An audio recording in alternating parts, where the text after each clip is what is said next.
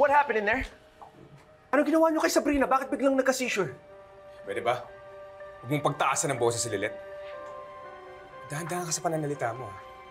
Wala kami ginagawang masama, kaya huwag kami ang sisihin mo. Eh, sino dapat sisihin ko? Kayo lang naman kasama niya sa kwarto, di ba? Just to clarify, nag-start lang yung seizure ni Sabrina nung pumasok kayo sa kwarto.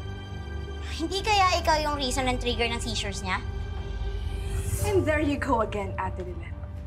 Alam mo, kung ano-ano na lang yung mga nai-imagine mo, no? Para lang palabasin na masama yung fiancé ko.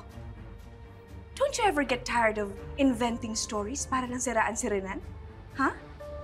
Hindi ako naninira, Ira. Abogado ako.